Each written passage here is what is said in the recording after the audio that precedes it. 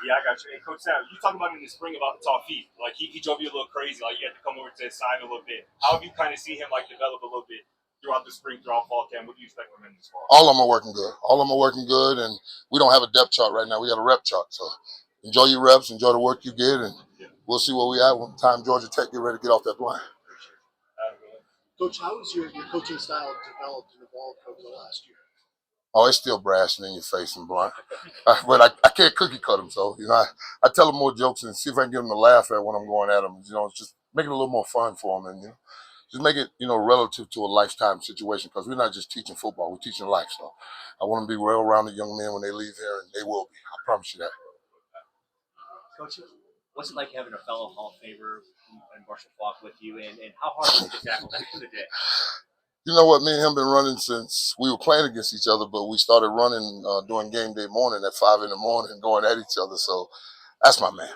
That's my man. Doesn't get any smarter, doesn't get any tougher, and he's like me.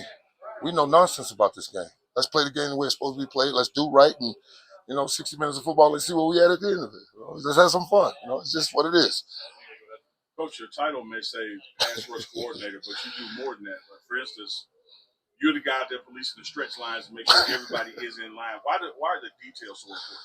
Because my boss makes it important. Dion makes it important, and he has so much other things on his plate. I figured I'd handle the little things. There's no phones on the 34th floor. That's me. The lines are straight. We don't ask much. You really don't ask much of them, except let's go to work. And that's what we're going to do. And that's what I'm going to implement is his rules. Because, you show me a rule, I'm going to get right up against it. so I'm going to clearly define what he had. You get right up against it. Just don't cross it. That's our rule. Just don't cross it. You've got some newcomers in that room this year. Can you just kind of take us through what you're seeing from some of these new faces? You know what? I really didn't know what I had in the room until Prime said, "Who's a senior?" And they all raised their hand. I said, "My God, I got to start recruiting." So, and when it's a senior-led group, I'm gonna put it on y'all. I'm not gonna demand a lot of myself, yelling and screaming at y'all. Y'all gonna police yourself. You're gonna make sure they're on time. You're gonna make sure they're in the meeting, treatment, and all the stuff you have to do. When you're a pack of wild dogs, the pack take care of itself. The lone wolf dies. And that's what I try to teach them every day. We are a pack. We are together. We live together. We drink together. We sleep together. We eat together. We win and lose together. That's the way we're going to be. And police yourself, please, because once it gets to me, it's going to get a little wild. Oh, yeah, I was just going to say, when you look on Well Off, Anquin Barnes looks like a different person. Have you noticed that in him, and how is he looking? I told his fat butt when I get back here, if he's over 315, he won't play for me. He's 305. We ready to roll. We ready to roll. He got the message. I told him, you can't play for me at that weight. Let's get more days of sunshine here than Florida. Yeah, and it's on you a lot more intense. So let's go. If you can be in great shape in 54:30, nobody from ground level coming to us. No, we up there. We up there, nice and high. We go ride high. Let's go. I want to ask about the two incoming freshmen in the room. I know London Merritt had a nice play last week. You know what? All my freshmen, I put personal touch on him, McPherson, and Hudson, and I'm expecting big things from them. Just not now. We're just gonna make sure the foundation is set so we can build a nice match. And they're good players. They're good players, and you'll see. You'll see. We're gonna mix them up. We're gonna blow that scoreboard up and put some people in this game. I promise you. Coach Prime is really taking pride in the staff that he's built here, and he's challenged you guys when you're with your units to look for yourself in your room. Have you seen a glimpse of Sapp? No.